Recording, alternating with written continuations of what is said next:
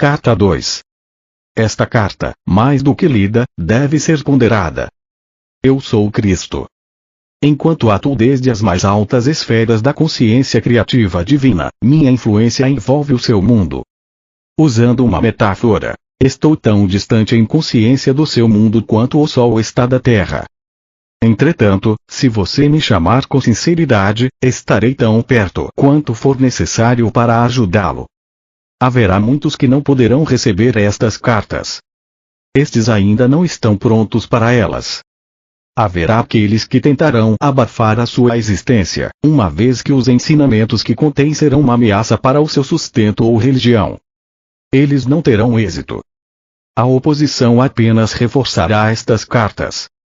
Haverá aqueles que receberão estas cartas com alegria, uma vez que suas almas sabem que mais além das religiões do mundo se encontra a verdade, a realidade da existência. Estes prosperarão e finalmente salvarão o mundo da autodestruição. Agora continuarei minha autobiografia do ponto onde parei em minha última carta. Meu propósito, ao dar a você alguns detalhes biográficos de minha entrada na vida pública como mestre e curador, é evidenciar as atitudes e comportamentos da minha juventude, assim como as circunstâncias em que alcancei o meu próprio estado de humanidade espiritualizada.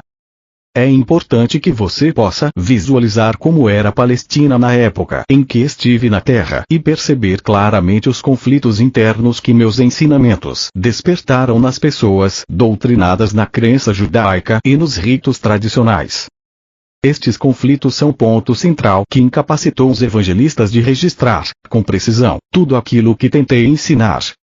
Nos evangelhos são frequentes as referências às minhas parábolas que descrevem a realidade do reino dos céus ou reino de Deus, seja qual for o termo que os evangelistas tenham utilizado.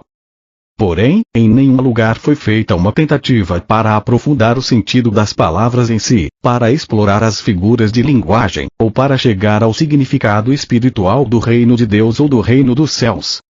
À medida que eu falar sobre os verdadeiros sermões que dei às pessoas, à luz das minhas experiências no deserto e do seu próprio conhecimento dos fatos científicos, você será capaz de entender pelo menos um pouco daquilo que tentei ensinar naquele tempo. Uma vez que meu sucesso foi muito limitado, é imperativo que outra tentativa seja feita no começo desta nova era, deste milênio, pois é com base no meu elevado conhecimento espiritual, privilegiado e iluminado, que será fundada e se desenvolverá a próxima era. Foi, e ainda é, essencial que um mestre como eu e como outros que existiram, muito sensíveis e totalmente comprometidos mental e emocionalmente com a busca da verdade da existência, venham à Terra cunhar palavras para descrever para a humanidade, aprisionada em palavras, aquilo que reside na dimensão criativa universal em um estado não definido. Se não fosse por tais mestres inspirados, as pessoas na Terra permaneceriam na ignorância a respeito de tudo o que há além da Terra, pronto para ser contatado e pessoalmente experimentado e absorvido, para promover a futura evolução espiritual. E ainda mais, se diz que a Bíblia é o livro mais amplamente lido no mundo. Na sua forma presente ela serviu aos seus propósitos. O Novo Testamento, da forma como está, com toda a carga de interpretações errôneas, é um impedimento para a evolução espiritual. Agora é tempo de avançar para uma nova esfera de percepção e compreensão mística. Uma vez que me é impossível descer novamente a um corpo humano para falar ao mundo, além de ter outras dimensões nas quais ensino, treinei uma alma sensível para receber e transcrever. É o melhor que posso fazer para falar pessoalmente com você. Espero que você possa receber e aceitar isso. Tudo aquilo que for errôneo será apagado. Esteja certo disso. Os incidentes e as curas relatados nas páginas que seguem não são importantes. Eles aconteceram, mas são contados apenas para que você possa entender o seu verdadeiro significado espiritual. À medida que for lendo, quero que você relacione as condições de 2000 anos atrás com a sua vida e tempo presentes. Quero que você considere a pessoa de Jesus como o ícone do que finalmente pode vir a ser alcançado por todo ser humano que estiver pronto e disposto a converter-se no membro fundador do reino do céu na terra. Ainda que as pessoas do seu mundo sejam o que você chama de sofisticadas e cheias de importância, com seus modernos conhecimentos e ensinamentos, versados nos costumes contemporâneos e nas novas formas de se relacionarem uns com os outros, as pessoas daquele tempo eram basicamente iguais a você. Elas eram controladas e motivadas inteiramente pelos seus impulsos gêmeos de ligação, rejeição, desejos, repulsões, assim como você. Elas amavam, odiavam, criticavam, condenavam, caluniavam e intrigavam, tinham ambições de chegar ao topo da sociedade, desprezavam aqueles que fracassavam na vida, secretamente eram promíscuas, insultavam aqueles que de alguma forma eram diferentes delas. Para ajudar você a compreender e a entrar plenamente naquele tempo em que estive na Terra, minha consciência desceu até o seu plano de existência terrena para experimentar mais uma vez a pessoa de Jesus, as emoções e os acontecimentos nos quais estive envolvido. Quando saí do deserto e pus o pé na estrada em direção à minha aldeia de Nazaré, ainda estava exultante, exuberantemente feliz com o conhecimento tão gloriosamente revelado a mim no deserto. Fixei completamente meus pensamentos em tudo que havia aprendido e, se meus pensamentos se perdiam nas minhas antigas formas negativas de pensar, rapidamente me voltava para o Pai para receber inspiração e determinação para superá-los. Desta forma, eu voltava constantemente à luz da consciência e do entendimento. Algumas pessoas me olhavam com desconfiança, vendo minha alegria e também minha aparência suja e descuidada. Será que eu estava bêbado? Perguntavam-se. Outros me olhavam com aversão. Ao invés de reagir com raiva, como fazia no passado, eu lembrava que havia sido abençoado com visões e conhecimento que eles não podiam nem imaginar. Abençoei-os, rezei para que sua visão interior se abrisse de maneira semelhante e continuei em paz o caminho até minha casa. Entretanto, alguns aldeões olharam com compaixão para meu lamentável aspecto e correram para suas casas para buscar-me pão e mesmo vinho, para ajudar-me a continuar o caminho. Havia sempre alguém que me oferecia abrigo para a noite. O Pai Vida de fato supriu todas as minhas necessidades e me deu toda a proteção necessária. Durante todo esse tempo, eu não disse nenhuma palavra a respeito das minhas semanas no deserto. Sentia que ainda não era o momento.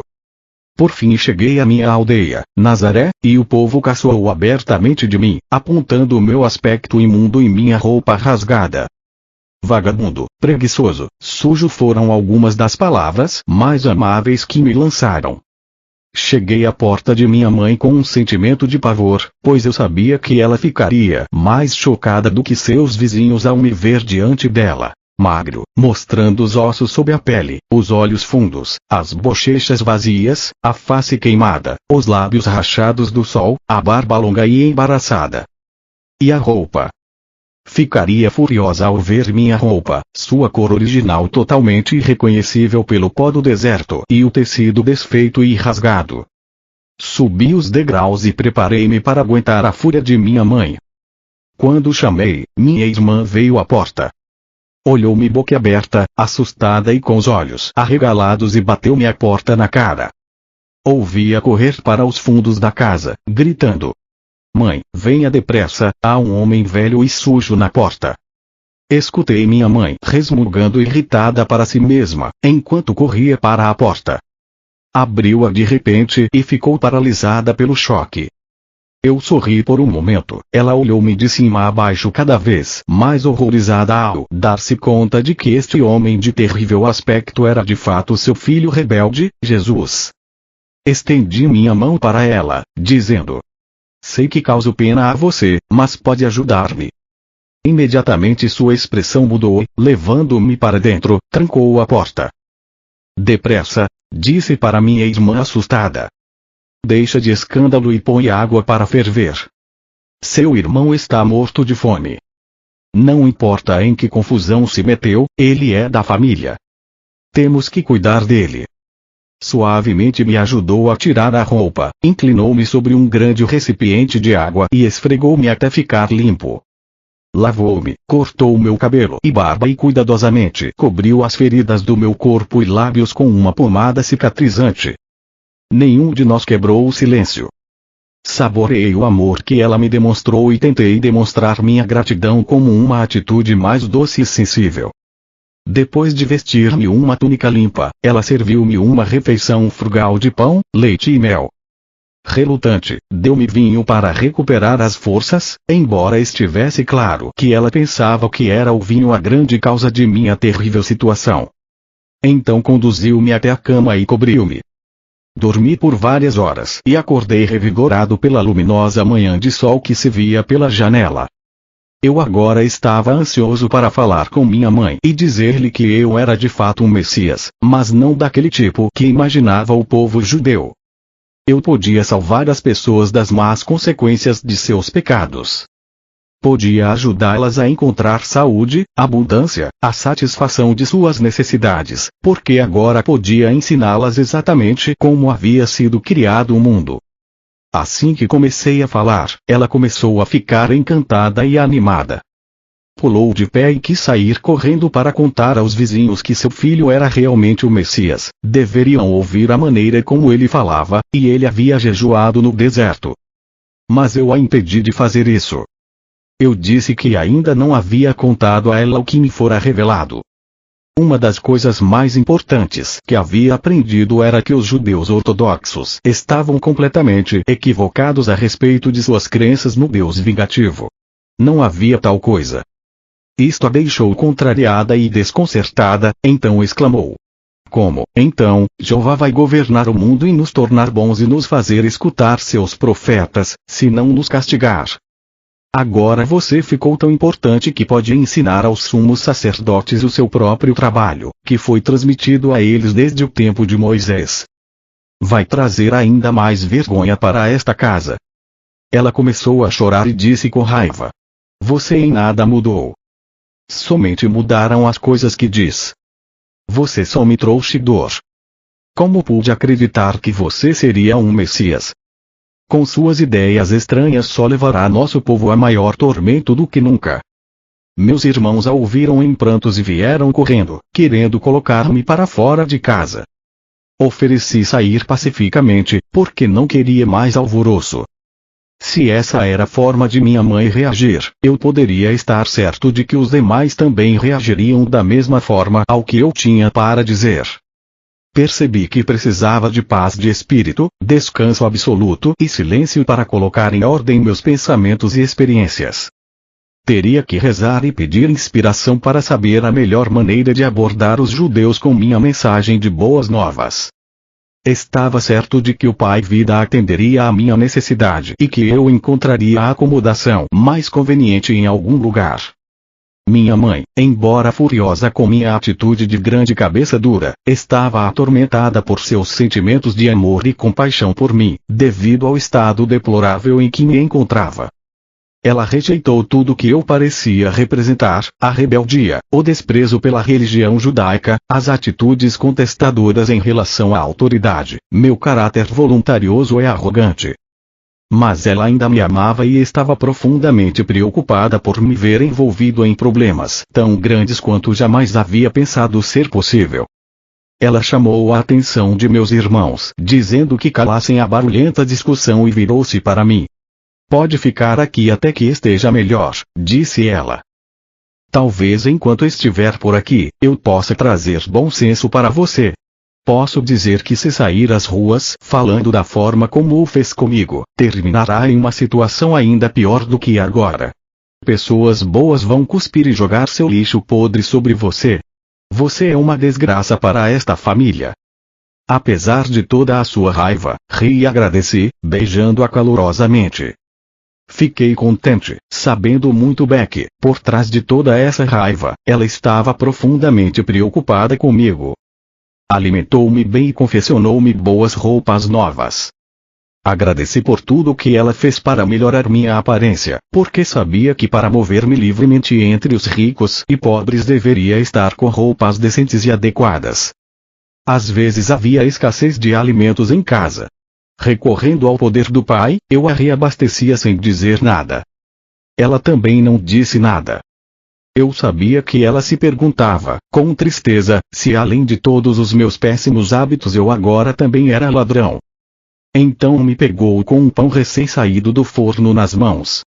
Ela sabia que eu não havia saído de casa para comprá-lo e também que o forno não havia sido usado naquele dia. Não me disse nada, mas me olhou de forma reflexiva. Eu pude ver então as suas atitudes mudarem. Ela já não estava mais tão certa de si. Ela começava a questionar a sua própria atitude em relação a mim e também a verdade acerca das minhas afirmações. O que realmente aconteceu com ele no deserto? Como ele poderia fazer um pão sem usar o fogo, a farinha e o fermento? O que isso significa? É ele o Messias. Então meu irmão feriu sua mão. Ele sentiu muita dor quando o ferimento infeccionou. Permitiu-me colocar minhas mãos em sua ferida e fazer uma oração em silêncio.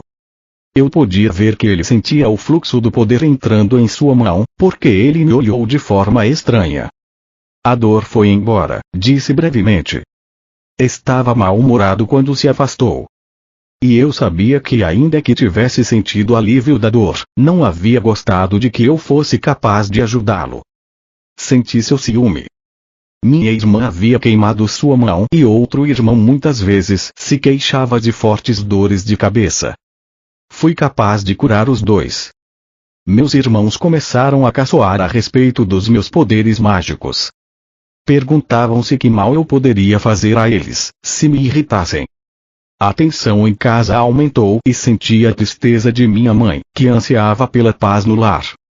Mas ela viu mudanças em meu comportamento e sentiu-se reconfortada.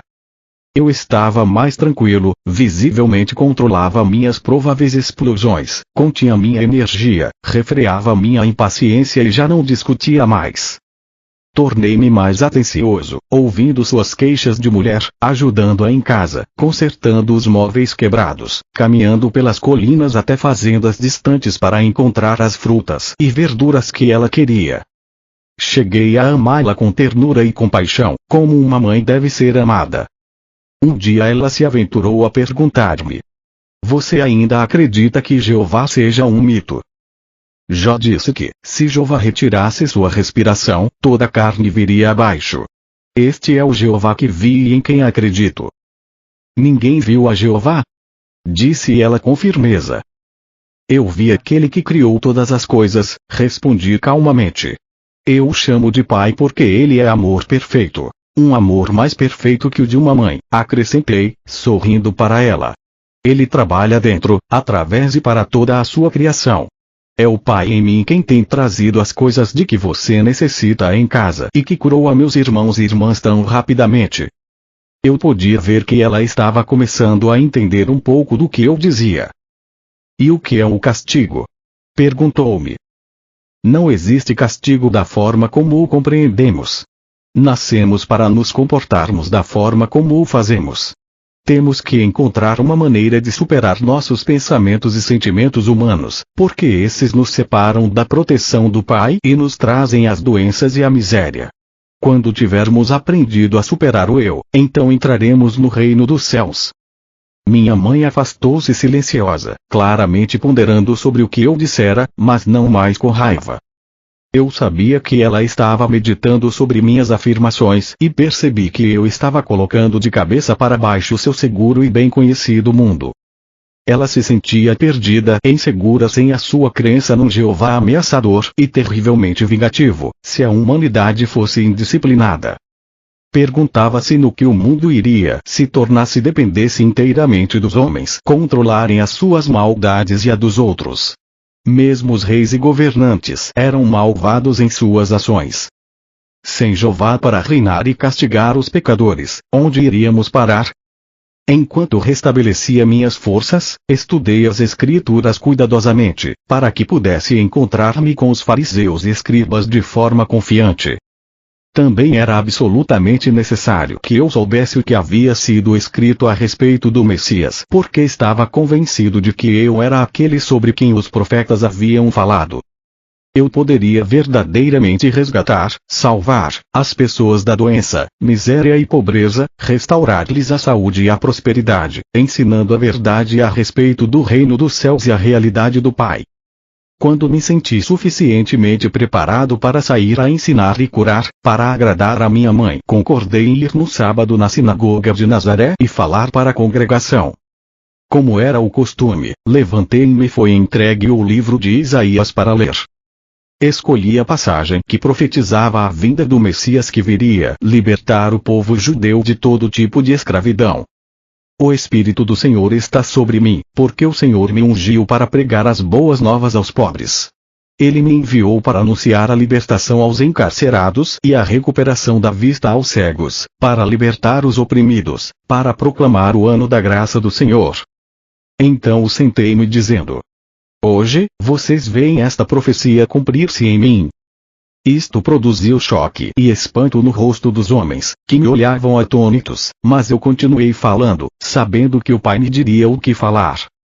As palavras vieram sem hesitação.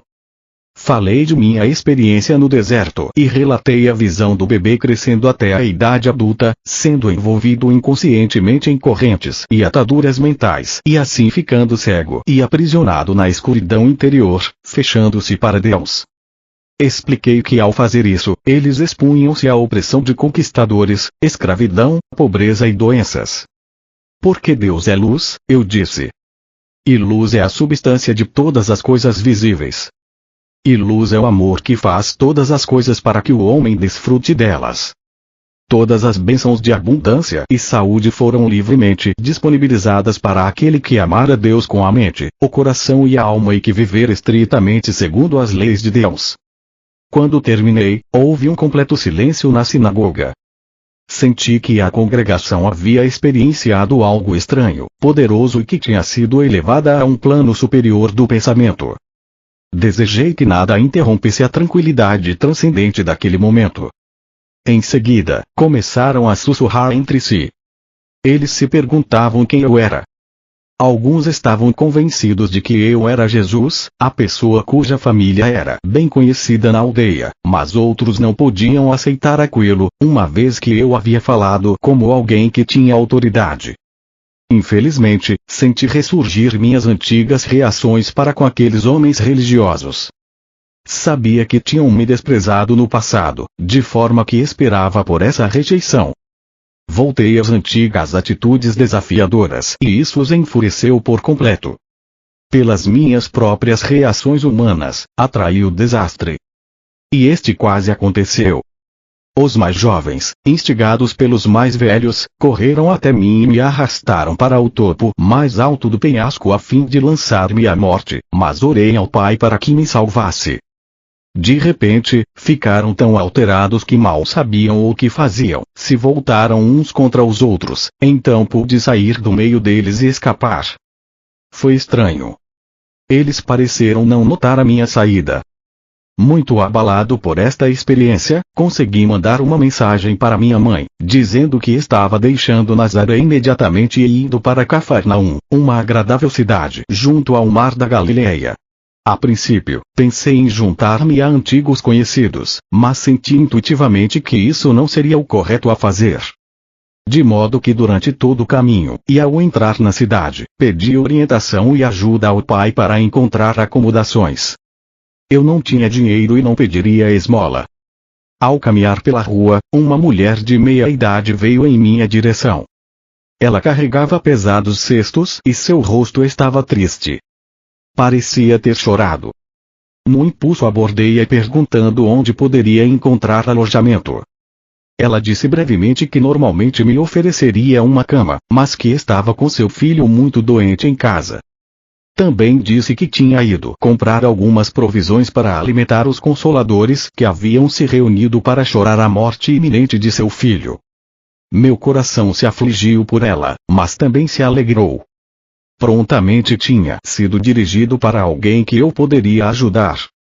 Expressei minha simpatia e ofereci-me para carregar suas cestas até a casa.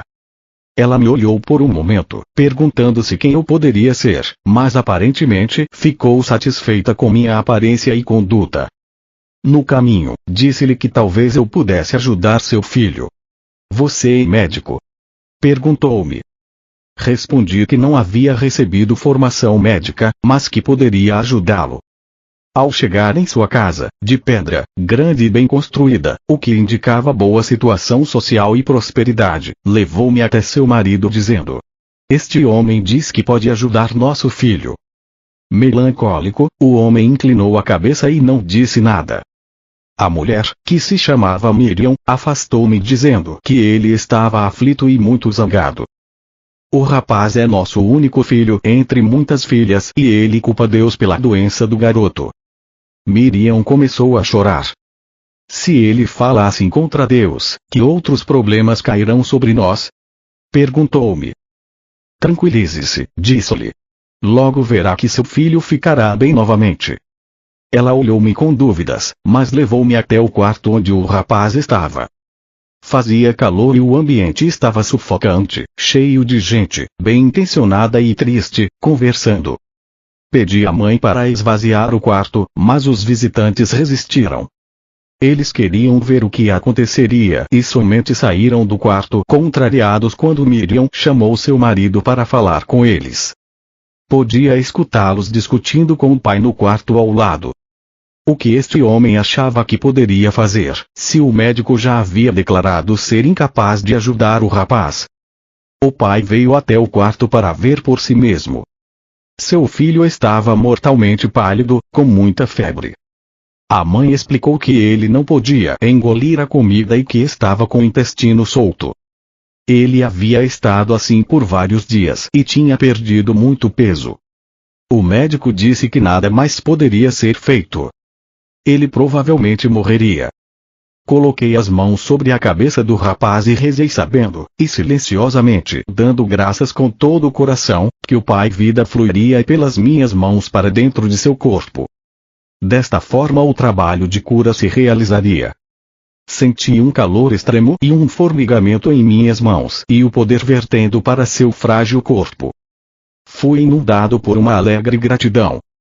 Como era grandioso e maravilhoso o Pai Vida, quando liberado para fazer o seu trabalho natural de cura. Sua mãe e seu pai, olhando ansiosos para ver o que aconteceria a seguir, seguravam a mão um do outro e observavam com muita atenção. Quando eles viram a cor do seu filho mudar, do branco para um rubor mais sadio, exclamaram com espanto e alegria. Depois de algum tempo, o rapaz levantou seu olhar para mim, dizendo claramente: "Agradeço, estou bem melhor agora.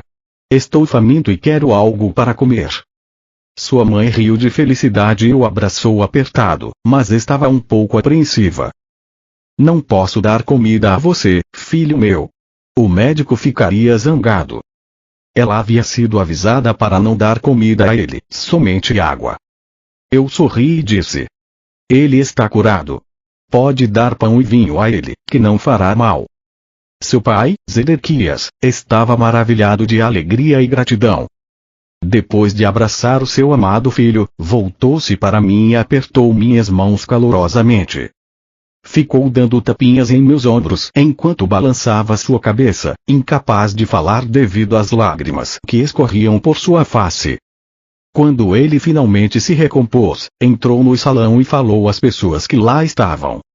Meu filho, quase morto, recuperou a plenitude da vida novamente. Suas palavras foram recebidas com gritos de alegria, entusiasmo, incredulidade, questionamentos, risadas e felicitações. A mãe do rapaz ficou parada, com um sorriso estampado na face. Depois disso, não foi mais necessário buscar por acomodações. Quando Zedequias disse aos atônitos consoladores que o garoto estava curado e o próprio jovem apareceu na porta, sorrindo e pedindo novamente por comida, todos os consoladores rodearam-me e convidaram-me às suas casas. No entanto, preferi ficar com o pai do garoto, que agora dizia estar cheio de perguntas a fazer-me. Ele esperava que eu pudesse respondê-las. Depois de colocar o vinho e a comida sobre a mesa, todos foram convidados a comer até saciarem-se. Zedequias sentou-se e formulou sua primeira pergunta. Ele disse: "Você fez algo que nenhum sacerdote ou médico poderia fazer. A cura vem somente de Deus. Embora seja um desconhecido, percebo que você deve vir de Deus." "Sim", respondi. E as pessoas murmuraram assombradas.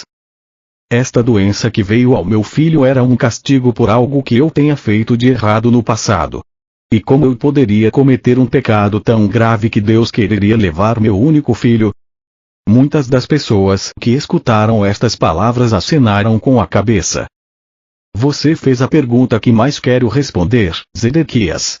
Deus nos dá a vida e a existência do ser.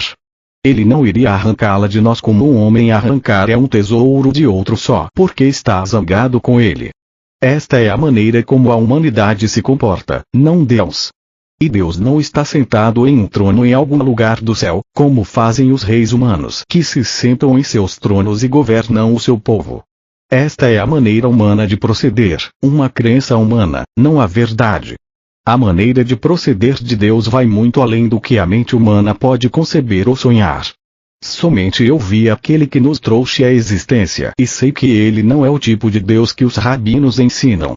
Vi que ele é o perfeito amor, e por esta razão eu prefiro falar do Pai, pois eu vi que ele trabalha dentro de cada ser vivo, mantendo-o num bom estado de saúde, assim como um pai humano trabalha para manter seus filhos bem alimentados, vestidos e protegidos dentro do abrigo de um lar. Eu vi dentro de todas as coisas do mundo. Como pode ser isso? Perguntou um homem duvidando. Não é possível para um ser individual, de qualquer tipo, estar em todos os lugares ao mesmo tempo. Mas o ar está em todo lugar ainda que não se possa ver. No entanto, sabemos, sem dúvida alguma, que ele é muito real e muito importante para a nossa existência. Se o ar não existisse e não pudéssemos respirá-lo, morreríamos. Não podemos ver o movimento do ar que chamamos de vento, mas vemos que ele agita as folhas e conduz as nuvens no céu. Por isso sabemos que o ar está acima de nós, ao nosso redor e que é forte. E agora pergunto, qual é a parte mais real e mais valiosa do homem, seu corpo ou sua mente? Alguns respondiam que era o seu corpo, caso contrário não teriam lugar na terra, não poderiam trabalhar, não poderiam ser vistos, não seriam conhecidos. Outros diziam que sua mente era mais importante do que seu corpo. Ao que eu respondi: a mente é a parte mais importante do homem, uma vez que sem sua mente ele não teria o comando do seu corpo. Ele não poderia comer, beber, dormir, mover-se, planejar, não poderia viver. Contudo, não podemos ver a mente. Simplesmente sabemos que temos uma mente por causa dos pensamentos que ela produz e porque os pensamentos elaboram algum tipo de ação em nossas vidas. Acreditamos que a mente funciona por meio do cérebro. Sim, é assim que funciona. Senão como poderia o cérebro, que nasceu da carne, produzir pensamentos, sentimentos, ideias e planos? Agora deve estar ficando claro para vocês que é assim que o Pai está presente em todas as coisas. Ele é a mente que dirige a mente humana, fazendo seu grande trabalho dentro de cada ser vivo. Sabemos que é assim, porque vemos as maravilhas da sua obra. Vemos o crescimento das crianças, vemos o alimento que comem ser milagrosamente convertido em outra substância que os nutre e os faz crescer. Como isso acontece não sabemos, nem sequer podemos imaginar. Mesmo que soubéssemos, ainda assim continuaríamos sem saber o que acionou tão importante processo de vida dentro dos corpos vivos de cada espécie. Vejam de que forma tão maravilhosa os corpos de cada espécie são formados e criados propositalmente, de forma expressa para transformar o tipo de alimento que se come em energia para nutrir ossos, sangue e carne. Agora que nos mostrou todas estas coisas, podemos ver que elas são realmente maravilhosas. Exclamou um jovem. Elas são. Elas são. Vemos os jovens corpos passando por suas várias etapas de desenvolvimento e vemos suas mentes acompanhando seu desenvolvimento físico até que começam a desejar encontrar um cônjuge para se tornarem pais. Logo, o grande trabalho da concepção é realizado e o crescimento da semente dentro do útero continua até que a criança chegue a seu desenvolvimento pleno. Pensem. Quem determina este constante crescimento tão ordenado dentro da mulher? De onde vêm os planos que regem o correto desenvolvimento da cabeça, do corpo e dos membros, os quais são invariáveis de uma mulher para outra e de uma espécie para outra? Quem decide o momento exato em que um nascimento terá início, o meio físico pelo qual a criança deve ser trazida à luz, a provisão do leite para a criança? Pensem. É a mãe. Não, não é a mãe. Ela é apenas a testemunha de tudo o que ocorre dentro dela desde o momento em que seu marido tenha estado com ela e plantado a sua semente para se juntar à dela. Deus faz todas estas coisas de longe. Estes pensamentos chegam a cada homem e mulher para decidir quando estas coisas devem acontecer. Não, todo este trabalho é realizado pelo poder criativo da mente, a vida inteligente e amorosa dentro de todos os seres vivos. Vemos o amor dos pais por seus filhos, sejam eles pássaros, animais ou homens. De onde vem este amor? Ele provém do poder criativo da mente, o perfeito amor, do Pai que está em nós. É por causa do trabalho que o Pai faz com as plantas, árvores, pássaros, animais e com o próprio homem que hoje estamos aqui, vivos, respirando, comendo, dormindo, tendo filhos, envelhecendo e então morrendo para passar para um lugar mais feliz. Tudo isso é a obra do Pai que está ativa dentro de nós. Como podem negar a verdade de tudo o que disse a vocês nesta noite? Hoje, viram um jovem agonizante que foi trazido de volta à plenitude da vida em pouco tempo. Fui eu quem o curou. Não. Por mim mesmo não posso fazer nada. Foi a vida, que é o Pai ativo dentro de todas as coisas, que veio com toda a força para reparar um corpo doente e trazê-lo novamente de volta à plena saúde, porque acreditei que assim seria e não duvidei. Houve suspiros de satisfação na sala. Nova luz, novo interesse, inclusive podia ver-se uma nova doçura em seus rostos. Por que então o homem sofre tão dolorosamente? Perguntou Miriam. Porque quando o homem é concebido, quando a vida toma forma dentro da semente, ela se reveste da condição humana que o separa de qualquer outro indivíduo no mundo. Para fazê-lo único, uma figura isolada, não lhe dá nenhum outro, solitário, privado, sua própria pessoa, ele torna-se sujeito a, é controlado por dois impulsos poderosamente fortes em sua natureza terrena, o de ligar-se a todas as coisas que deseja muito e o de rejeitar e afastar tudo aquilo que não quer. Estes dois impulsos básicos do homem estão presentes em cada coisa que ele faz ao longo da vida e são inteiramente responsáveis pelos problemas que atrai para si. Embora o Pai esteja ativo no interior do homem, não há nada de humano nele. Portanto, o Pai nada retém, nada rejeita, nada condena, nem mesmo vê a transgressão. Tudo aquilo que o homem faz e que chama de pecado é apenas deste mundo e só existe punição neste mundo, porque é uma lei da existência terrena. Como você sabe, que tudo o que você semear, mais tarde colherá.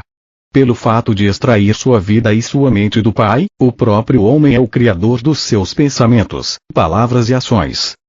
Seja o que for que ele pensa, diz, faz e acredita, retorna a ele da mesma forma, algum tempo depois.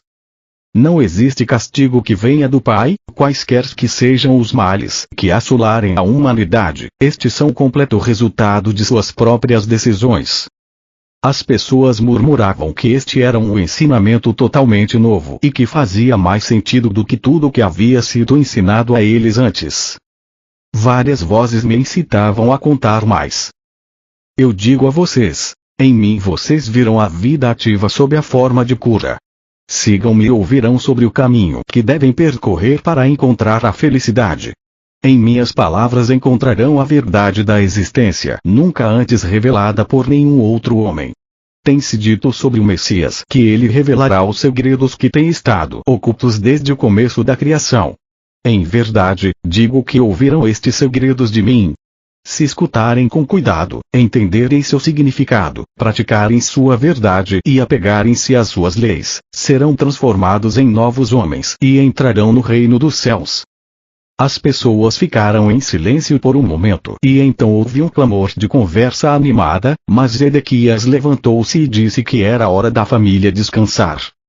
Seu filho precisava dormir e sua esposa e filhas também estavam exaustas de tanto chorar. Ficou combinado que na manhã seguinte eu iria até o porto e as pessoas doentes seriam trazidas até mim. Desta forma, fui capaz de empreender minha missão e tudo foi rapidamente arranjado da melhor forma possível. Parecia que se eu não efetuasse as curas, não haveria interesse nem aceitação de tudo o que eu havia dito. As curas demonstravam a verdade de tudo o que eu havia ensinado e meus ensinamentos explicariam as razões pelas quais eu era capaz de trazer do Pai, para eles, a cura. Quando acordei na manhã seguinte, sentia felicidade viva em mim, com a expectativa das coisas maravilhosas que estavam por vir. Depois de tomar o desjejum, saí com Zedequias para o porto da cidade, com meu coração iluminado de amor por todos os que passavam por mim. Eu os cumprimentava calorosamente, dizendo a eles que tinha boas novas para todos aqueles que quisessem escutá-las. Quando chegamos ao dique, encontrei homens, mulheres e crianças sentados no chão, esperando por minha chegada. Alguns estenderam suas mãos, implorando. Pareciam muito mal. Outros haviam sido mutilados e muitos outros estavam cobertos de feridas. Meu coração ainda sofria por seu estado lastimável, mas agora também podia alegrar-me porque sabia que não era vontade do Pai que eles estivessem assim. Muito pelo contrário. O próprio Pai era toda a cura, toda a saúde e todo o bem-estar. Eu tinha provado isso na noite anterior e na minha casa. Estava exultante por ser capaz de demonstrar esta verdade maravilhosa para a multidão que agora se reunia em torno de mim. O rosto velho e triste chamou minha atenção, uma mulher magra, enrugada e curvada. Fui até ela e me ajoelhei ao seu lado, pondo minhas mãos sobre sua cabeça. Imediatamente senti o fluxo do poder do Pai vibrando pelas minhas mãos em sua cabeça, até que seu corpo inteiro sacudiu com a força vital, energizando seus membros. As pessoas, ao verem isso, ficaram atônitas, perguntando o que eu poderia estar fazendo com ela, mas outros acalmaram suas objeções. Gradualmente seus membros começaram a soltar-se, a alongar-se e a endireitar-se. Seu rosto tornou-se vivo pela alegria de voltar a sentir sua força. Ajudei-a a se levantar e então ficou de pé por si mesma com todo o orgulho. Ela estava tão tomada pela felicidade que começou a chorar, depois riu e dançou, chamando as pessoas. Louvado seja Deus, dizia ela, louvado seja Deus. E outros que ali estavam repetiam o refrão. Todos estavam profundamente comovidos com o que haviam visto. A aglomeração de pessoas apertando-se contra mim foi tão grande que Zedequias ofereceu-se para controlá-la. De forma organizada e ajudado por outros dos espectadores ansiosos, dirigiu ordenadamente os doentes para mim, para que eu pudesse atendê-los, segundo suas necessidades mais profundas. No final, sentindo-me cansado, meu anfitrião convidou-me a voltar para casa e jantar. Despediu aqueles a quem eu não tinha sido capaz de curar por falta de tempo. Assegurou a eles que eu retornaria no dia seguinte. Foi uma noite festiva, tanta coisa para falar, tanto para celebrar, tanto para ensinar, tanto para aprender, todos certamente reconheciam naquilo a boa nova. Eu sabia que havia sido aceito por muitos por dizer a verdade do que havia visto no deserto. E assim continuou por muitos dias. As pessoas vinham de longe para ver-me. Zedequias e outros amigos seus me ajudaram a controlar a multidão para que eu pudesse curar e ensinar. O povo ouvia com prazer. Eles falavam entre si sobre o Pai e estavam ansiosos por aprender mais a respeito das correntes e ataduras que confinam as pessoas na miséria. A aglomeração de pessoas tornou-se tão grande que eu logo percebi que precisava achar meus próprios ajudantes em quem eu pudesse confiar para me auxiliar. Já era hora de Zedequias voltar a conduzir o seu negócio de couro, que ele vinha deixando de lado. Fui embora para as montanhas para rezar a respeito da escolha dos discípulos. Quando veio a mim a convicção de que eu seria guiado para fazer a escolha, retornei a Cafarnaum. Senti um forte impulso para descer pela beira do porto e falar com alguns homens que eu tinha visto escutarem meus ensinamentos com muita atenção. Queria saber se eles deixariam suas redes de pesca para juntarem-se a mim. Quando os chamei, Simão, André, Tiago e João vieram imediatamente, felizes em poder ajudar no meu trabalho de cura e ensinamentos. Outros também se juntaram a mim assim que comecei meu trabalho entre as pessoas. Deixei meu anfitrião, a casa de Zedequias, que me assegurou entusiasmado que eu poderia retornar a qualquer momento. E foi assim que comecei minha missão como mestre e curador peregrino, indo sempre que necessário pelas vilas e aldeias. Antes de partir, reuni os jovens que tinham aceitado com alegria me ajudar. Escutariam meus ensinamentos e ficariam perplexos pelo muito que eu tinha a dizer. Era vital que explicasse a eles primeiro o fundamento de tudo o que havia sido revelado a mim no deserto. Disse que apesar da vida ociosa que eu levava antigamente, sempre havia sentido uma profunda compaixão pelas pessoas. E foi minha compaixão que me afastou desse Deus ensinado pelos rabinos. Quando falei da minha total rejeição de um Jeová punitivo, pude ver a dúvida e o choque em seus rostos. Por um tempo considerável, expliquei que eu questionava como era possível falar de um Deus bom, quando crianças inocentes suportavam tanto sofrimento. Enquanto falava, via como seus rostos iam relaxando aos poucos. Continuei dando voz às minhas dúvidas e raivas de antigamente, até que vi suas expressões mudarem para a aceitação e em seguida para a concordância completa. Descobri que havia expressado suas próprias dúvidas e perguntas, as quais nunca antes tinha tido coragem de admitir. Enquanto falávamos, pude sentir seu alívio de que já não estavam mais sós em suas resistências secretas com relação aos ensinamentos dos rabinos. Disse que chegou um momento em que comecei a perceber mais claramente que estava desperdiçando a minha vida. Queria mudar e senti fortemente que deveria ir até João Batista como ponto de partida, para começar uma nova forma de vida.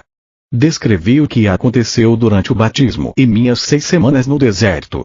Expliquei que todos os meus pensamentos, crenças, atitudes, arrogância e rebeldia prévia foram paulatinamente limpos de minha consciência, enquanto passava pelas profundas revelações e visões que me mostrarão a realidade que eu agora chamava de Pai.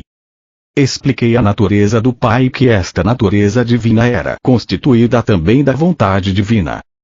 Disse que era o próprio homem que em seu íntimo se afastava do Pai, por seu pensamento errôneo e comportamento equivocado e que somente o homem, primeiro pelo arrependimento e logo depois pela limpeza mental e emocional, poderia encontrar seu próprio caminho de volta ao pleno contato com o Pai. Quando isso se cumprisse, a plena natureza do Pai seria liberada dentro da mente, coração, corpo, alma, no ambiente e nas experiências da pessoa. Quando isso se produzisse, tal pessoa entraria no reino dos céus governado pelo Pai e o reino dos céus se estabeleceria ele mesmo na consciência da pessoa. Ela atingiria então o propósito de sua existência. Enquanto conversava com meus discípulos, via suas reações refletidas em seus rostos. Toda dúvida havia desaparecido, havia agora um resplandecer de luz de compreensão e alegria. Esses jovens tornaram-se fiéis, entusiastas e exclamaram: "Estas sim são boas novas." Entretanto, após a aceitação de tudo o que eu dissera, houve momentos em que se perguntavam se seria verdade tudo aquilo que eu havia dito. Entende aquilo? Dispor-se a desfazer-se da imagem de Jeová, tão profundamente gravada em suas mentes, requeria uma grande dose de coragem. Havia momentos em que falavam entre si e questionavam quem era este homem que pretendia tais maravilhas. E se viessem comigo e afinal eu fosse realmente um mensageiro de Satanás? Eles seriam severamente castigados por Jeová? Eles tinham muito a perder, sua posição na sociedade como jovens, homens sóbrios e trabalhadores, sua reputação como comerciantes e artesãos, a perda de suas rendas e o maior obstáculo de todos, a provável ira e rejeição de suas famílias.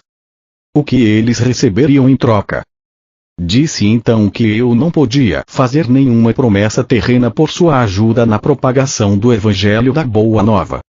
Eu não tinha dúvida alguma de que, onde quer que fôssemos, receberíamos alimento e refúgio e que seríamos muito bem acolhidos pelas pessoas. Somente poderia prometer a verdade de que o Pai conhecia as suas necessidades e que elas seriam satisfeitas e que os manteria com saúde. Poderia também prometer que, se eles se voltassem para o Pai, e confiassem no Pai a cada passo do caminho, seriam tão felizes como nunca haviam sido antes. experimentariam o reino dos céus por eles mesmos, na medida em que deixassem de lado as exigências do eu e se pusessem a serviço dos outros. Seriam testemunhas de curas e estas aumentaria a sua fé e daria a eles coragem para suportar quaisquer incômodos da jornada. E assim começamos nossa missão para espalhar a boa nova do Evangelho do Reino. Enviei à minha frente esses jovens para as cidades que iríamos visitar. Ao chegarem, diziam às pessoas da cidade que se juntassem para escutar a boa nova do Reino dos Céus. As pessoas ficavam surpresas e queriam saber mais, mas os discípulos pediam que fossem buscar seus amigos e vizinhos. Todos ficariam sabendo do que se tratava, quando Jesus chegasse, e também haveria curas de seus doentes. Excitados, muitos corriam para ajudar a difundir a boa nova e logo estavam reunidos formando uma grande multidão. Eu, que havia me rebelado apaixonadamente contra as pregações religiosas que ameaçavam os pecadores com violência, castigos e condenações, agora caminhava com alegria para ir ao encontro destas multidões. Eu tinha a minha boa nova para compartilhar com eles e iluminar o seu dia, além de curar suas doenças e aflições, para encher de alegria suas vidas. Antes eu circulava entre as pessoas egoisticamente e com as mãos vazias, aceitando a sua boa vontade, e às vezes generosidade, com pouca gratidão. Agora eu vinha com uma abundância de possibilidades vivificantes para todos aqueles que estavam dispostos a ouvir minhas palavras e tomar medidas para melhorar a sua qualidade de vida. Quero que você, que está lendo estas páginas, compreenda plenamente minha posição naquele tempo, meu estado de consciência depois de minha iluminação no deserto e a pessoa que eu apresentava aos meus conterrâneos como Jesus. Foram feitas tantas conjecturas a meu respeito que devo contar a verdade a vocês. Nasci para ter um bom físico quando amadurecesse, fortes traços aquilinos, uma inteligência notável e uma facilidade para a mímica e o riso. Mas como muitos de vocês hoje, não cuidei dos meus talentos terrenos. Na hora de ir para o deserto, meu rosto e minhas maneiras eram o que se poderia descrever como abaixo do que deveriam ser. Embora eu tivesse começado a examinar-me e a rebelar-me contra o que havia me tornado, meu intelecto tinha sofrido pelo mau uso que eu fizera dele, constantemente me envolvendo em discussões e discordâncias sobre religião e cedendo a discursos irreverentes. Eu fazia as pessoas rir. Eu era amado pelos homens e mulheres com quem me misturava, mas eles certamente não me respeitavam. Por isso o espanto daqueles que me conheciam quando falei na sinagoga em Nazaré. Enquanto minha mãe cuidou de minha saúde, eu fiz poderoso uso do conhecimento e da iluminação que me foram dados no deserto. Isso me fez voltar a ser o homem que estava destinado a ser. Quando comecei minha missão, estava inteiramente consciente de que eu era o único com o supremo conhecimento dos segredos da criação e da existência em si. Portanto, podia dizer com perfeita confiança: ninguém além de mim viu o Pai. Eu sabia que tudo em que os homens sinceramente acreditavam era falso, irreal. Sabia que eu havia sido especialmente moldado e projetado pelo Pai para esta missão. Eu havia sido abençoado abundantemente com a energia física, a vitalidade para falar e a capacidade de conceber parábolas significativas para transmitir a mensagem com sucesso e de uma forma que nunca seria esquecida. Além disso, eu compreendia os meus companheiros muito bem, devido à longa associação que tinha com eles. Conhecia suas esperanças mais profundas, seus medos mais desesperados, sabia o que os fazia rir e o que os induzia a zombar e a escarnecer dos ricos e pretensiosos. Sabia também a que ponto os velhos e jovens sofriam silenciosa e corajosamente. Experimentava profunda compaixão pela população que vivia com medo, suportando o chicote verbal dos fariseus e se inclinando diante das leis fiscais dos romanos. Sabia como seu orgulhoso espírito judeu havia sido ferido pelos gentios conquistadores, a quem foram obrigados a honrar com cumprimentos verbais, de mão e de joelho, mas a quem desprezavam por trás das portas fechadas. Conhecia e compreendia completamente a vida e o pensamento do povo. Eu já havia pensado seus pensamentos, sentido seus ressentimentos, sofrido suas ansiedades em tempos de privações e me sentido impotente nas garras do governo romano. E agora sabia que nada desse sofrimento era realmente necessário. Conhecendo, como eu conhecia, a realidade da existência, a realidade do Deus universal, eu podia claramente perceber a insensatez das autoridades judias, que impunham sobre a população uma penosa forma de vida que era completamente errônea e em total contradição com a verdade do ser. Esta situação me causava profunda irritação. Em consequência, sabia que havia sido perfeitamente moldado e afinado para tornar-me instrumento purificado da ação divina na Palestina, dirigido por minha paixão pela verdade e compaixão pelo próximo. Por isso eu me chamei Filho do Homem, porque sabia exatamente o que a humanidade enfrentava em sua vida cotidiana. Além disso, eu tinha plena confiança de que poderia alcançar meu objetivo de levar a verdade às pessoas e assim ser instrumento de mudança na qualidade de suas vidas. Por este motivo, ainda que eu soubesse desde o início de minha missão que haveria um preço a pagar por tudo o que me propus a fazer, virar de ponta cabeça e pelo avesso o mundo conhecido dos judeus, estava preparado para enfrentar e passar por isso. Não poderia escapar, porque amava as pessoas com o amor do Pai que fluía do meu coração e ser. Pois o Pai amor é a essência do dar, dando-se Ele mesmo no ser e existência visíveis, no crescimento, proteção, nutrição, cura e satisfação de todas as necessidades da criação tornada visível. Eu sabia que era o presente de salvação do Pai para as pessoas, para o mundo, e, não, como eles supuseram e ensinaram durante séculos, a salvação do castigo imposto aos pecadores por um Deus irado, mas para salvar as pessoas da repetição diária dos mesmos enganos do pensamento errôneo, pensamento esse que criou seus infortúnios, pobreza, doença e miséria. Porque amava tão profundamente a raça humana, eu estava preparado para ensinar e curar, desafiando os sacerdotes judeus. Estava disposto a morrer na cruz pelo que verdadeiramente tinha visto no deserto, conhecia com todo o meu coração e queria compartilhar até a última gota de minha capacidade para fazê-lo. Esta é a verdade sobre a minha crucificação e todo o resto que você ouviu são suposições humanas decorrentes da prática judaica de oferecer sacrifícios no templo. Eu era um presente do Pai para a humanidade, para ajudá-la a superar sua ignorância das leis da existência e a encontrar o verdadeiro caminho da vida, que conduz à alegria, à abundância e à perfeita plenitude do reino dos céus.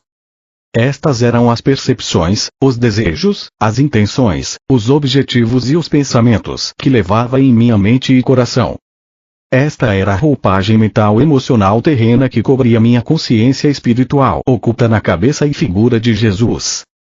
Esta era minha consciência espiritual, canalizada nos pensamentos e sentimentos que me impulsionaram a empreender uma jornada de 3 anos, para levar às pessoas aquilo que eu acreditava plenamente ser o resgate final de sua própria forma cega de pensar e sentir, a qual criava suas próprias vidas turbulentas. Eu verdadeiramente acreditava que, se pudesse demonstrar às pessoas tudo aquilo que me havia sido dado a compreender, perceberiam sua loucura anterior e se esforçariam por mudar sua forma de pensar e colocar o pé na direção do caminho da vida que conduz ao reino dos céus. Para este fim, eu estava disposto a dar minha vida. Por causa da interpretação errônea atribuída à minha missão pelos mestres judeus, minha verdadeira mensagem foi distorcida até não ser mais reconhecida. O propósito destas cartas é o de trazer às pessoas desta nova era verdade sobre o que eu realmente falei para as multidões na Palestina. Portanto, voltando ao relato daquela época, deixe-me retroceder a um dia especial que deu frutos entre meus ouvintes e que produziu uma impressão duradoura nas mentes de meus discípulos. Assim, para mim também esse foi um dia especialmente significativo. Eu me distanciei por um tempo da pressão das pessoas, indo às colinas rezar e meditar, buscando recarregar minhas baterias espirituais, fazendo uma profunda, forte e mais poderosa conexão com o Pai dentro de mim. Esta conexão era tão rapidamente obscurecida no interior de minha consciência, quando estava ocupado entre as multidões, que eu estava exausto. Chegando à caverna que utilizava quando me encontrava naquela área, puxei um pedaço de pano que ficava escondido sob uma pedra e me deitei para dormir. Ao invés de dormir, no entanto, senti imediatamente o fluxo da vida divina, o Pai, e o cansaço foi dissolvido enquanto meu corpo era carregado com o poder que é a fonte criativa de todo o ser. Fui elevado em consciência no interior de uma luz dourada e, enquanto viajava para o alto dessa luz, ela subitamente mudou para o mais puro branco e eu soube que, em consciência, estava nos portais do equilíbrio, que é o eterno, o universal, a dimensão infinita que está além de toda a concepção da mente humana. Observei a luz, mas eu não fazia parte dela, nem ela estava poderosamente dentro de mim, uma vez que esta era a dimensão Deus do vazio, dando forma do equilíbrio universal. Mas ela se comunicava comigo e infundia-me com seu brilhante amor. Isso mais uma vez gravou em mim que ela era o processo criativo, aperfeiçoador, curador amor que governa toda a existência. Sabia que onde quer que houvesse necessidade, haveria satisfação, como o constante fluir das águas que enchem um lago. Onde reinava a miséria, haveria alegria porque era a natureza do universal mover-se para o interior de cada coisa viva que tem necessidades, para trazer satisfação e alegria. Eu sabia que, onde não houvesse crescimento, surgiriam as circunstâncias para promover o crescimento. Eu sabia que, onde houvesse um sentimento de fracasso, desafios seriam providenciados para estimular as pessoas ao sucesso e à autoconfiança. Eu vi que este trabalho amoroso constantemente iniciado pelo Pai na vida das pessoas sobrecarregadas pode não ser reconhecido como um presente de amor pelas pessoas que o recebem. Elas podem estar tão afundadas em sua apatia, sentimentos de fracasso e na crença de que nada de bom lhes acontece, que não conseguem ver outra coisa em suas vidas além de suas próprias crenças e sentimentos. Consequentemente, ficam enraizadas no inferno criado por elas, para elas mesmas. Não havia necessidade de sentir pena de ninguém. A única necessidade era ter um coração compassivo e a determinação de levar-lhe a verdade para curar sua ignorância. O maior presente que um homem poderia dar ao outro era a iluminação da ignorância sobre a existência e suas leis cósmicas, pois a verdade era que cada alma está compreendida no universal e os níveis do fluxo da atividade universal em suas vidas, através do trabalho amoroso do Pai, dependem inteiramente da receptividade do indivíduo. Compreendi que o que as pessoas precisavam ouvir urgentemente era o que eu acabara de aprender. Elas precisavam ver e compreender plenamente a intenção, o propósito e o potencial do amor, que era a mesma substância do seu ser. Por causa de sua descrença, elas poderiam rejeitar o trabalho amoroso do Pai como se fossem desafios dolorosos, e então se renderiam ao fracasso para sempre. Eu vi então, com mais clareza ainda, que havia sido enviado para despertar as pessoas para todas as possibilidades de autodesenvolvimento, de prosperidade e realização da alegria e da felicidade, mas dependeria delas que acordassem e aproveitassem aquilo que era oferecido. Lembro que esta elevação durou a noite inteira e na manhã seguinte acordei sentindo-me mais vivo do que nunca. Minha mensagem tinha sido esclarecida. Tinha visto, ainda mais claramente, a realidade do Pai e sabia que era capaz de sair naquele dia para encontrar a multidão e transmitir o poder e a vida daquilo que me havia sido mostrado. Enquanto descia da caverna, fui até uma grande rocha de onde se via o íngreme precipício.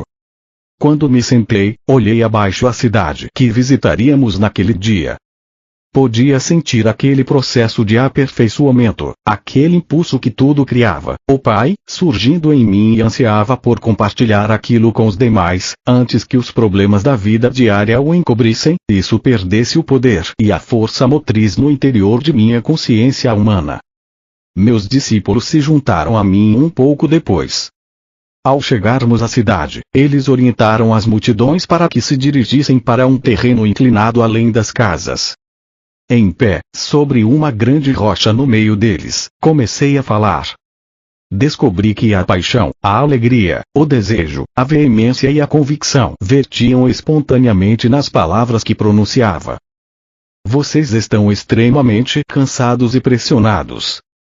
suas tarefas se tornam mais pesadas à medida que envelhecem, o estômago fica vazio com frequência, suas roupas estão poídas, as pessoas irritam vocês e sentem que não há fim para os problemas e aflição de espírito. Mas esta não é a verdade referente às suas existências. Suas vidas foram destinadas a ser muito diferentes.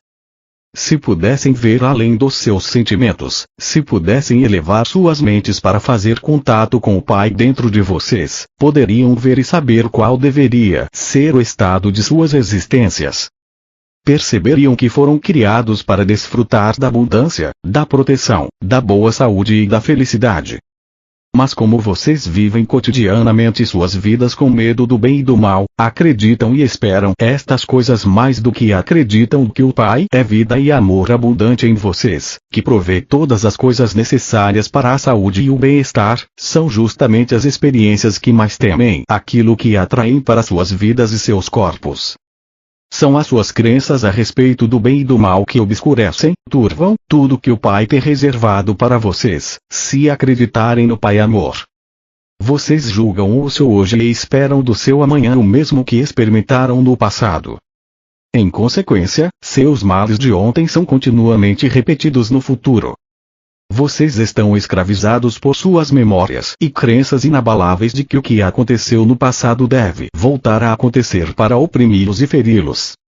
Não precisam curar seus corpos ou tentar melhorar suas vidas, precisam curar suas crenças. Já disse a vocês que não existe nada sólido sob o sol. Se pudessem curar suas crenças e alinhá-las com a verdadeira intenção do Pai para com vocês, as crenças errôneas que governam seus corpos e vidas se dissolveriam como névoa ao sol. Cada circunstância de suas vidas se voltaria imediatamente para a intenção divina que está por trás de toda a criação. Vocês comprovariam que para cada dificuldade, para qualquer necessidade de qualquer tipo, há sempre um meio para pôr fim às dificuldades, há sempre alguma coisa na cesta para atender às suas necessidades. O que acreditam que acontece quando os doentes vêm a mim e ponho minhas mãos sobre eles? Estou pensando em doença. Estou querendo saber se a pessoa será curada. Tenho medo de que o Pai esteja dormindo ou tão distante que não possa ouvir-me. Não. Se meus pensamentos fossem incrédulos como estes, não haveria cura. Quando a pessoa se aproxima de mim pedindo que a cure, imediatamente me alegro porque sei que o poder que é o Pai está em mim, preparado e aguardando para curar no momento que eu assim pedir. Eu agradeço porque sei que a vontade do Pai é a saúde e não a doença. Portanto, rezo para que a vontade do Pai seja feita no doente. No momento em que removo crença da doença do corpo do doente, sei que a vontade do Pai de saúde está fluindo para o seu sistema, o mesmo se dá com a aparência. A aparência de doença se transforma em realidade do Pai saúde e o corpo recupera sua saúde novamente. A doença nada mais é do que uma baixa na vitalidade, uma redução da vida, na parte afetada. Restaure o Pai vida na verdadeira intenção e no plano do seu sistema e o sistema inteiro funcionará como deveria. Foi dito que Deus manda enfermidades, pragas, penúrias e destruição às nações, quando não obedecem às suas leis. Foi dito que vocês mesmos são castigados por um Deus irado por causa dos pecados que cometeram. O que é o castigo senão a maldade sob o disfarce de bondade? Eu digo a vocês que o mal não vem de Deus. Como pode Deus estar nas duas partes, no bem e no mal? É apenas em suas mentes que vocês concebem o bem e o mal, é apenas em seus corações que pensavam e sentem desta forma. Estes pensamentos e sentimentos não têm nada a ver com o verdadeiro Deus que é o Pai dentro de vocês, que traz todo bem se assim acreditarem. É a crença no bem e no mal que há em seus corações, que traz para vocês a doença. Na realidade vocês vivem no reino dos céus que está em vocês e são governados pelo Pai. Porém, porque acreditam nos castigos de Deus, porque acreditam que somente os sacrifícios no templo os salvarão, porque acreditam que são herdeiros da doença, da pobreza e da miséria, vocês criam com suas mentes as mesmas coisas que não desejam. Não se sintam abatidos, alegrem-se e sejam felizes. E saibam que aqueles que passam necessidades, longe de ser castigados e abandonados por Deus, ainda que tenha pecado, são verdadeiramente abençoados. O homem que não tem nada é rico no poder do Pai se escutá-lo, confiar nele e viver nele. Quando seus estômagos estão satisfeitos, quando seus corpos conhecem o bem-estar e suas mentes e corações estão confortáveis, vocês não têm necessidades urgentes de que o Pai torne-se ativo em vocês para satisfazer suas necessidades.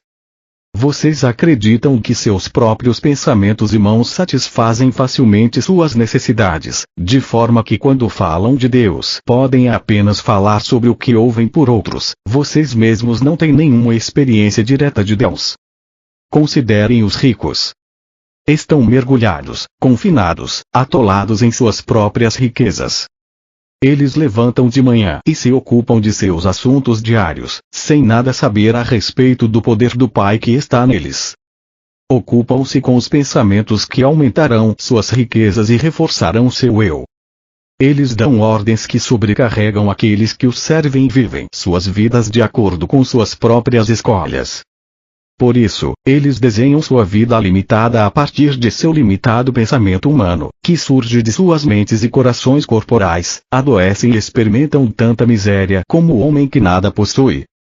Não percebem que estão apenas meio vivos, porque não estão em contato com a fonte da vida, o Pai dentro deles. Tampouco eles veem que muitas das coisas boas que surgem em suas vidas não são de sua própria invenção, mas sim do trabalho amoroso do Pai escondido neles. Os líderes religiosos estão à vontade em suas próprias e confortáveis posições de autoridade. Eles não têm necessidade de nada além de suas próprias satisfações físicas. Porque não têm nenhum conhecimento pessoal de Deus, eles precisam ler em seus livros sagrados as palavras que os homens santos disseram há milhares de anos e contar às pessoas o que eles pensam que estas palavras significam. Mas tudo o que dizem é tirado de suas próprias mentes pequenas que estão aprisionadas no conforto de suas vidas, afundadas na expectativa do que irão comer e beber e qual vestimenta irão usar para impressionar as pessoas. Nada sabem sobre a inspiração que deu origem às palavras pronunciadas pelos profetas há tantos séculos. Nem mesmo sabem se estas são as palavras que realmente vocês precisam ouvir neste momento, já que os tempos são outros. Acreditem em mim, os homens ricos e os líderes religiosos são fortes nas coisas da terra e não querem desfazer tudo o que eles consideram seguro e eterno em suas tradições e práticas. Qualquer desvio estremeceria as estruturas de suas crenças e, portanto, de suas vidas. Então eles constroem defesas mentais contra o fluxo do poder do Pai. Eles também adoecem e, à sua própria maneira, conhecem a miséria como aqueles que não têm nenhum conforto terreno. Não existe diferença entre aqueles que pouco têm e aqueles que tudo têm na vida. Tanto os ricos quanto os pobres adoecem da mesma forma, fazem inimigos e se encontram sozinhos. Mas é enorme o potencial para que vocês ganhem mais do que os ricos e religiosos podem esperar ganhar em saúde, felicidade, companheirismo e realização no modo de vida que escolherem. E quando tudo estiver cumprido, vocês saberão que as oportunidades, a habilidade e a inspiração, tudo procede do Pai que está dentro de vocês. Saberão que nunca poderiam ter feito tais coisas se não tivessem pedido ao Pai que está em vocês para ajudá-los a utilizar todos os seus talentos, para colocar comida em abundância em suas despensas e roupas nos seus corpos e felicidade e uma boa vida para seus filhos. Todas estas coisas o Pai fará por vocês, se assim o pedirem, se acreditarem, se souberem, e lembrarem sempre, que é a natureza do Pai criar e então prover abundantemente para toda a sua criação. Assim como vocês não iriam deliberadamente privar seus filhos das coisas que eles precisam, assim o Pai nunca os privará propositadamente de tudo aquilo que necessitam para uma vida feliz. Se vocês são pobres é porque ainda não compreenderam a natureza do Pai, nem tampouco entenderam que devem trabalhar com o Pai para cobrir suas próprias necessidades. Devem aproveitar imediatamente as oportunidades divinas que lhes são apresentadas para ajudá-los a avançar. Se eu pudesse mostrar e fazê-los ver e acreditar que, quando se lamentam, sua tristeza é conhecida do Pai. Se voltassem para o Pai e observassem o trabalho que o Pai Amor está fazendo para vocês, com o tempo sua tristeza se converteria em alegria e encontrariam um consolo além de qualquer coisa que imaginassem possível. Vocês são abençoados se estão famintos e com sede, porque o Pai conhece suas necessidades. Em breve estas necessidades seriam saciadas se parassem de se lamuriar e começassem a rezar para o Pai pedindo, acreditando que iriam receber. Como podem acreditar que para comer e estar bem vestido é preciso primeiro ir ao templo e oferecer um sacrifício queimando as próprias criaturas vivas do Pai, para que elas paguem por seus pecados? Não conseguem ver que os seres vivos que vocês queimam foram criados para desfrutar da vida, tanto quanto vocês. Eles foram criados para ser uma bênção e ser abençoados na terra, assim como vocês, pois esta é a natureza do Pai Amor que se revela em sua criação. Se lembrarem que aquilo em que realmente se acredita é aquilo que se recebe, não percebem que esta crença judaica de sacrifício de seres vivos no templo vai trazer apenas miséria? Acreditem em castigo e castigo é o que receberão. Acreditem na morte e destruição como sendo o caminho certo para chegar a Deus, e isso é o que experimentarão: matança e destruição. Se estão com fome e com sede, é porque estão se afastando do Pai que habita em vocês. Ao se entregarem aos temíveis pensamentos, anseios e sentimentos de desesperança, vocês estão criando as mesmas condições que desejam corrigir. Estão fazendo todas estas coisas ruins contra si mesmos. Por conseguinte, vocês são ainda mais bem-aventurados, quando estão com fome e sede de bondade e do contato com o Pai que habita em vocês, porque então certamente serão saciados 100 de vezes. Bem-aventurados são quando os atacam e roubam, porque quando permanecerem em perfeita confiança verão Deus em ação e a libertação acontecendo.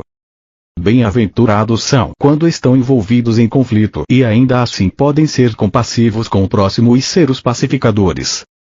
Levam no coração o amor que vem do Pai e realmente são filhos do Pai.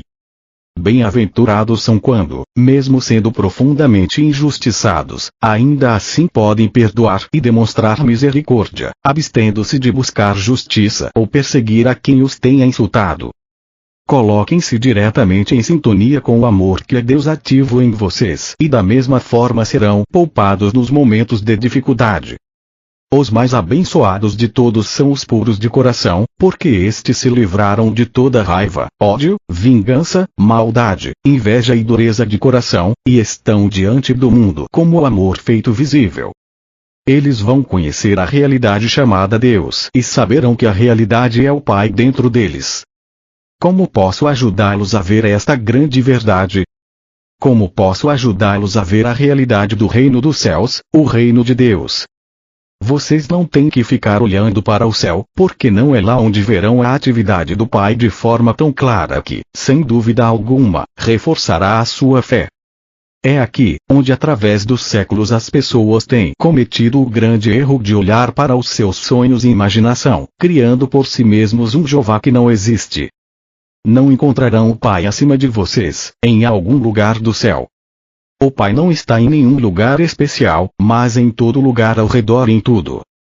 Vocês podem ver a maravilhosa atividade do Pai. Olhem em volta para as coisas que crescem, o trigo, a grama, as flores, as árvores e os pássaros. Em cada coisa viva, verão misterioso e maravilhoso trabalho do Pai em incessante atividade. É aqui que o Pai está no perfeito controle. Podem ver que há lei e ordem perfeitas, crescimento, desenvolvimento e finalmente a colheita para abençoar o homem, os animais e os pássaros. Considere a maneira com que um homem, depois de terminar de lavrar os seus campos, espalha as sementes sobre a terra e as cobre novamente. Ele arruma suas ferramentas e vai para casa satisfeito pois, afinal, se chover suficientemente, haverá comida para alimentar os seus filhos. Por muitos dias ele dorme e acorda e não faz nada mais pela sua plantação, mas quando volta a visitá-la verá verdes folhas saindo da terra. mais tarde voltará e verá o crescimento de caules e folhas e mais tarde ainda ele verá a formação da semente. Um dia, finalmente, que o grão já está cheio e dourado, pronto para a colheita. Enquanto isso, todo esse crescimento ocorreu sem a ajuda dele. O trigo cresceu de uma forma maravilhosa que ele não pode explicar. É mágica? Não, é o trabalho do Pai, o poder, a inteligência amorosa por todo o universo, que inspira o trabalho e respira por meio dele. É a atividade do Pai que é a vida inteligente do universo. Quando entram no reino de Deus, vocês se sentem bem. Sentem-se felizes e alegres. Imaginem como se sentiria uma mulher que perdesse uma grande quantidade de dinheiro e se perguntasse como daria de comer às suas crianças. A mulher está chorando e varrendo a casa e é tão minuciosa que não fica uma partícula de poeira, então, escondida em um canto escuro, ela encontra uma valorizada peça de prata e imediatamente suas lágrimas secam. Ela começa a sorrir e se sente tão viva e alegre que sai correndo de casa para convidar os vizinhos a celebrar com uma festa. Ela pensava que havia perdido tudo e agora estava rica novamente. Assim é quando encontram o reino dos céus, o reino de Deus. Ao invés de lágrimas e temores, fome e doença, encontram a paz, a alegria, a abundância e a saúde do reino de Deus. Nunca voltarão a experimentar qualquer tipo de necessidade novamente. O reino de Deus também pode ser comparado a um homem muito rico que era comerciante de pérolas. Toda sua vida ele havia querido encontrar uma pérola especial que ofuscasse todas as demais, seria perfeita e impecável e ele seria a inveja de todos os demais comerciantes. Um dia ele encontrou a tal pérola, linda além da imaginação, mais perfeita que todas as demais. Vendeu tudo o que possuía, abandonou tudo que havia acumulado para comprar aquela pérola e estava feliz para além de todos os sonhos. O que significa isto? Significa que todas as coisas que anteriormente valorizava em sua vida, sua casa ricamente decorada, seus bens, seu modo de vida, a abundância de comida e de bebida, ele alegremente deu tudo para possuir o tesouro sem preço, o conhecimento que o levará até o reino de Deus onde a felicidade é um estado da mente que o mundo exterior, com todos os seus aborrecimentos e preocupações, não pode perturbar. O reino de Deus está em vocês. Entram no reino de Deus quando percebem plenamente que o Pai está o tempo todo ativo em vocês. É um estado da mente, de percepção e entendimento de que a realidade, por trás e dentro de todas as coisas visíveis, é o Pai, formoso e perfeito, e que todas as coisas que são contrárias à beleza, à harmonia, à saúde e à abundância, são criações do pensamento equivocado do homem. Eu sofri ao vê-los sofrer, mas não precisam sofrer mais se escutarem o que tenho para dizer. Mas devo avisá-los de que o caminho que leva ao reino dos céus é difícil de seguir e isso quer dizer que, primeiro, terão de lidar com seu eu. Por que é que terão que se ocupar do eu? Porque é do desejo de proteger e de promover o seu bem-estar pessoal que procedem todos os pensamentos, palavras e atos egoístas. Provavelmente vocês perguntarão: por que eu deveria preocupar-me com isso? Se o que diz é verdade, que não há castigo, que Deus não vê as faltas, então por que deveríamos estar preocupados com a maneira como nos comportamos? Há tanta coisa para ser aprendida aqui que eu mal sei por onde começar. Como já expliquei, vocês extraem sua vida do Pai. Portanto, extraem sua capacidade de pensar e de amar do Pai. Como o Pai Inteligência é criativo, assim também a consciência de vocês é criativa. Com a sua mente e coração, vocês realmente modelam os planos de suas próprias vidas e experiências. E qual tipo de vida vocês planejam e modelam em suas mentes? Se alguém irrita ou machuca vocês, retaliam de alguma forma. Acreditam que se alguém se apropria de seu olho, devem retirar o olho do adversário em troca. Acreditam que quem mata deve ser morto como castigo ou compensação. Acreditam que quem os rouba deve pagar por isso, que aquele que rouba sua mulher deveria ser apedrejado junto com sua esposa.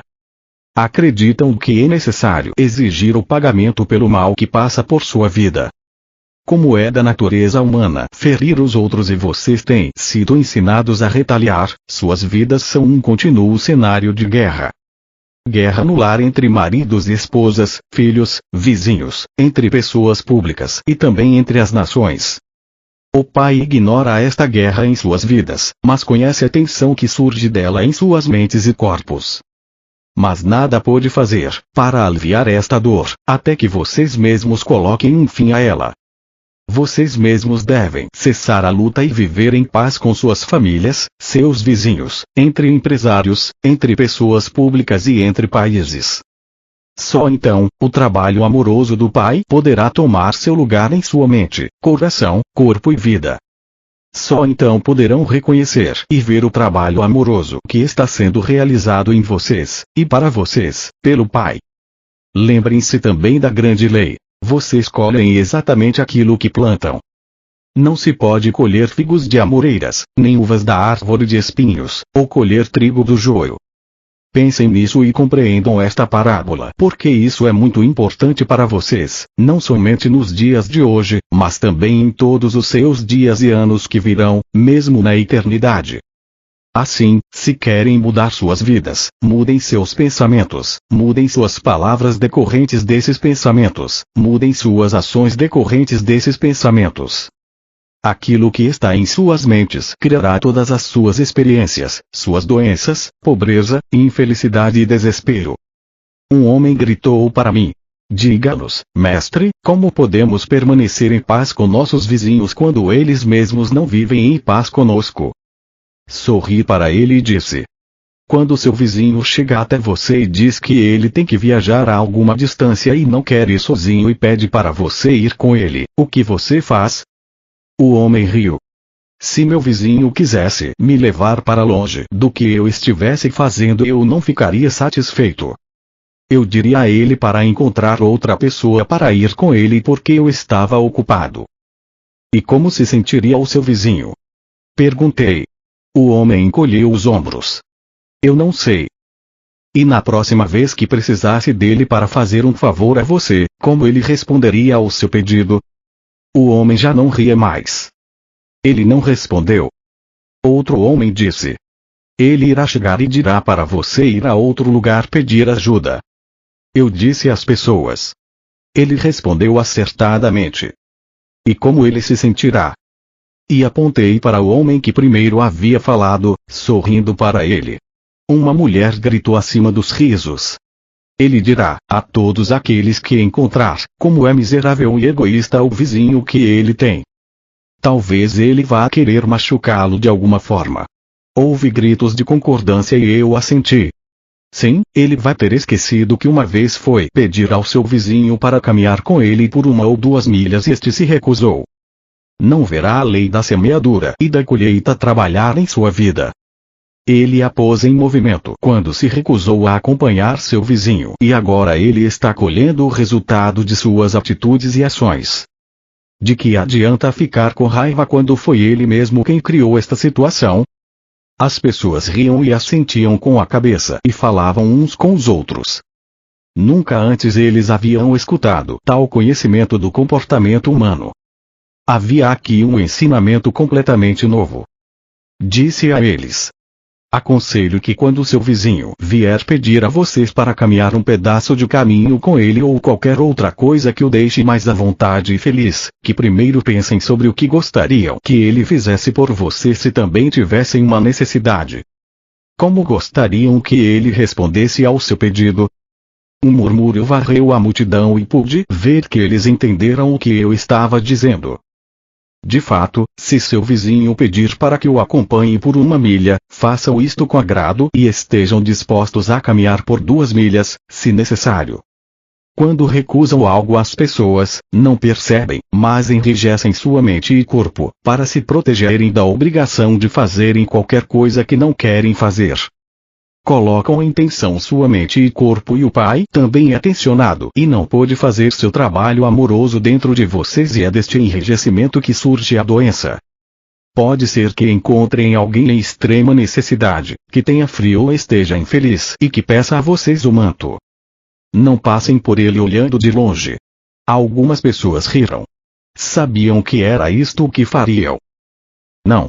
Entreguem a ele o seu manto, e se ele realmente estiver com frio, também a sua túnica. E sigam o seu caminho e se alegrem. Alegrarmos-nos? Perguntou uma voz descrente. Eu ri e disse. Sim, meu amigo, alegre-se.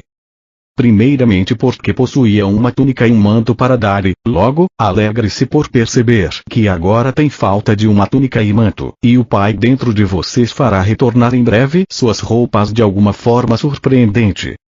No entanto, se entregar a túnica e o manto e continuar a caminhar, resmungando para si mesmo. E agora, por que fiz isso? Fui um tolo. Agora, sentirei frio no lugar dele e as pessoas rirão de mim porque dei a ele minha túnica e manto e fiquei eu mesmo sem nada, e o que dirá a minha mulher quando eu chegar em casa? As pessoas concordavam e riam, apreciando a imagem do homem que dá sua túnica e manto e em seguida lembra que coisa insensata fez a si próprio. Eu sabia que, muitas vezes, se privavam para ajudar os outros, e lamentavam sua generosidade logo depois. Esperei por um momento e então falei em voz alta para conseguir plena atenção de todos. Mas eu não disse que colhem o que plantam. Não disse claramente que seus pensamentos, palavras e ações criam sua vida futura. Então o que querem semear para colher depois de terem dado a túnica e o manto ao estranho? Querem que seus presentes voltem novamente para vocês, ou querem ficar sem a túnica e o manto durante muito, muito tempo? Porque é isso o que acontecerá se continuarem seus caminhos irritados e chateados porque doaram suas roupas. Suas palavras e ações selarão, endurecerão como uma rocha, a pobreza que trouxeram para vocês por terem doado a túnica e o manto. As pessoas já não riam nem sorriam mais, estavam muito caladas e escutando atentamente. Lembrem-se, primeiro façam aos outros o que gostariam que fizessem para vocês e então haverá paz e contentamento em sua mente e coração e o Pai poderá fazer o seu amoroso trabalho em seu corpo, mente e coração. Doem abundantemente e alegrem-se porque vocês têm presentes para doar aos necessitados e porque, enquanto estão doando, seus dons vão sendo restaurados da forma que mais necessitam. Doem com o coração contente, doem com confiança e com o conhecimento de que onde houver carência em suas vidas, assim fará o Pai o seu trabalho amoroso com abundância em vocês, e para vocês. Nada façam com um coração pesado, porque um coração pesado é o que continuarão tendo. Doem tudo com o espírito alegre, a fim de que tudo em suas vidas traga para vocês somente alegria e iluminação espiritual. Um homem comentou. Isso vai contra a natureza do homem. É natural preocupar-se com o futuro. A roupa é cara, a comida é difícil de encontrar. A vida é uma luta constante. Respondi em voz alta porque ele estava apenas dizendo que eu sabia que a maioria dos meus ouvintes estava pensando. Mas você não sabe com certeza se amanhã estará lutando para viver. Não sabe se amanhã terá um trabalho esplêndido ou qualquer outra coisa maravilhosa que possa vir para você. Não sabe isso, mas o que está tornando certo para você mesmo é que não haverá um trabalho maravilhoso ou qualquer outra excelente oportunidade em sua vida, porque você está criando as circunstâncias do seu amanhã. Ele irritou-se. Eu estou. Como estou fazendo isso? Não acabei de explicar? Virei-me para o povo rindo.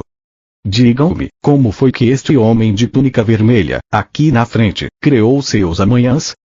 Houve silêncio na multidão, então um jovem rapaz, Marcos, gritou para mim. Eu sei. Ele disse que deveria lutar para comprar comida e roupa. Você tem nos dito que aquilo que pensamos e falamos, nós receberemos. Exatamente, eu disse. Você é um menino muito inteligente. Você compreendeu. Cuidem para não criar para vocês mesmos as coisas que não desejam. E eu ficarei contente que você seja meu discípulo quando for mais velho, se seus pais assim o permitirem. Algumas pessoas riram, mas outras não. Eu via que elas não acreditavam em nenhuma palavra do que eu dizia. Nunca entrarão no reino dos céus estando angustiados. Se hoje seu dia foi difícil, por que se lamentar por isso? Vocês se sentirão melhor se reclamarem a respeito. Suas lágrimas farão seu dia mais feliz. E se vocês se angustiam pelo seu amanhã, estão carregando-o de penúrias e fadigas antes mesmo que ele chegue. Por que fazê-lo então? Que bem isto fará para você? Quando é que a ansiedade realizou alguma coisa para você? Como se você pudesse se tornar um homem mais alto ficando angustiado por ser muito baixo. Não se fixem naquilo que não possuem. Permaneçam nas coisas que podem ser suas se voltarem para o Pai que está em vocês, se pedirem com perfeita fé, acreditando que receberão, e eu digo sem medo de contradição, que receberão. Mas devem pedir adequadamente, acreditando. Nada receberão se ao pedir questionarem se o pedido teria sido ouvido ou se o Pai estaria com vontade de dar aquilo que desejam. Esta é a forma humana de dar, mas não é a forma do Pai que dá abundantemente e responde às suas necessidades. O Pai sempre derrama suas bênçãos sobre vocês, a dádiva do alimento abundante, do vestuário, da habitação, dos amigos, sempre que estejam com a mente e o coração limpos e contanto que confiem continuamente no Pai como seu apoio de todos os momentos. Se rezam e não recebem, não pensem, nem por um instante sequer, que não existe Pai, ou que o Pai não os escuta. Ao invés disso devem perguntar-se o que existe em vocês que está impedindo que a obra amorosa do Pai seja feita em vocês e para vocês. Se vão ao altar para rezar ou fazer uma oferta e no caminho se lembram de ter brigado com alguém, retornem e vão até esta pessoa e façam as pazes com ela.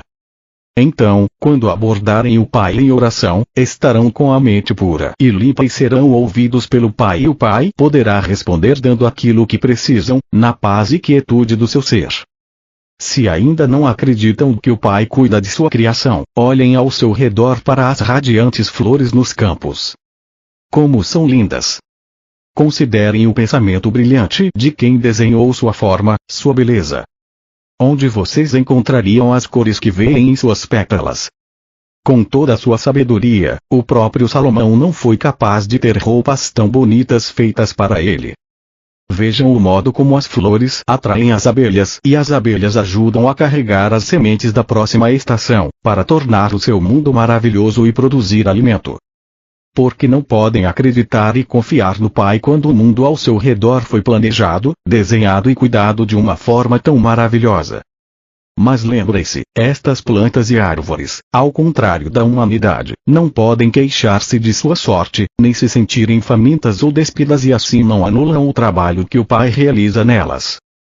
São vocês, com suas contínuas queixas e palavras a respeito do que falta a vocês, sua agressão contra os demais, a sua insistência em querer retaliar, suas críticas e calúnias, que produzem em consequência a sua carência, e suas enfermidades, de forma consistente, dia após dia.